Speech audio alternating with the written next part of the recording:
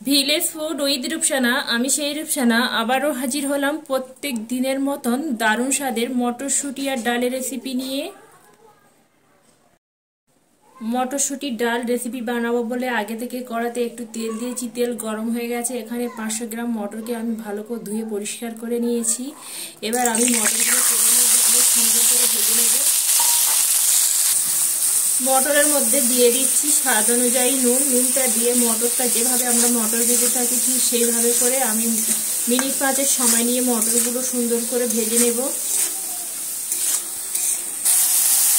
মটরটা আমি এখানে সুন্দর করে ভেজে নিয়েছি। মটরগুলো ভাজা হয়ে গেছে। এবার আমি কড়া থেকে মটরগুলো তুলে নেব। একই কড়ার মধ্যে আবারও অল্প একটু তেল দিলাম। তেলের মধ্যে দিয়ে দিচ্ছি ফোড়নের জন্য 1/2 চা চামচ কাঁচা জিরা। কাঁচা জিরেটা একটু নেড়েচেড়ে ভেজে নিচ্ছি। কাঁচা জিরেটা সুন্দরভাবে ভাজা হয়ে গেছে। এবার ভেজে রাখা মটরগুলো এর মধ্যে দিয়ে দিচ্ছি। দিয়ে একটু এইভাবে নেড়েচেড়ে নিচ্ছি।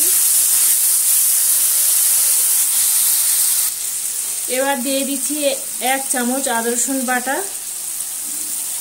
আর দিয়ে দিচ্ছি সাথে 1 চা চামচ হলুদের গুঁড়ো। হলুদ আর আদা রসুনটা আমি সুন্দরভাবে আবার মটরের মধ্যে এইভাবে সুন্দর করে ভেজে নিতে হবে, যেন কাঁচা আদা রসুনের গন্ধটা না থাকে, সেইভাবে করে ভাজতে হবে। সুন্দর করে ভেজে নিয়েছি। আদা রসুনের কাঁচা গন্ধটা চলে গেছে। এবার এর সাথে দিয়ে দিচ্ছি 2টো কাঁচা লঙ্কা।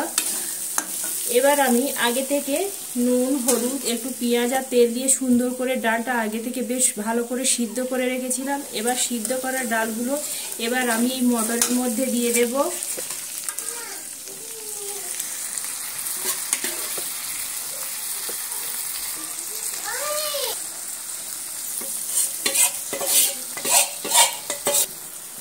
এখানে আমি 150 গ্রাম ডাল নিয়েছিলাম, মসুর ডাল।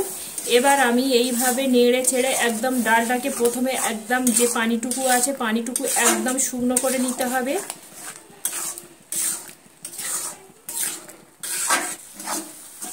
ডালটা আমি এখানে সুন্দরভাবে এইভাবে পানিটা একদম শুকিয়ে নিয়েছি। আর দেখতে পাচ্ছেন পানিটা একদম আমার এখানে টেনে নিয়েছে। আর ডালটা কত সুন্দরভাবে এখানে ঘন হয়ে গেছে। এবার এইভাবে নেড়ে চেড়ে একটু নিচ্ছি। নেড়ে চেড়ে নিয়ে এবার আমি এর সঙ্গে পরিমাণ মতন পানি রাখবো। যে যেমন ডালের ঘনত্ব খাবেন ঠিক সেইভাবে ডালের পানিটা দিতে হবে। এখানে আমি বেশ কিছুটা পরিমাণে পানি দিলাম। পানি দিয়ে এইভাবে একটু নেড়ে চেড়ে নিচ্ছি। আর বন্ধুরা, আপনারা তো অনেক রকম করে ডাল বানিয়ে খেয়েছেন, একবার এইভাবে মটরশুঁটি দিয়ে আর এই ডালটা বানিয়ে খেয়ে দেখতে পারেন। খেতে খুবই বন্ধুরা অসাধারণ হয়। যেহেতু শীত চলে যাওয়ার আগে এই রেসিপিটা একবার বানিয়ে তৈরি করে খেয়ে দেখবেন। আর খেয়ে আপনাদের কেমন লাগলো অবশ্যই করে কমেন্ট করে জানাবে। এবার আমি এইভাবে নেড়ে ছেড়ে নিলাম। এবার নেড়ে ছেড়ে প্রায় 10 থেকে 15 মিনিটের মতন ভালোভাবে ডালটা সুন্দর করে ফুটিয়ে নেব। এখানে আমি 15 মিনিট ধরে ভালো করে ফুটিয়ে নিয়েছি। এবার আমি সবশেষে দিয়ে দিচ্ছি কিছুটা পরিমাণে ধনিয়া পাতা কুচি।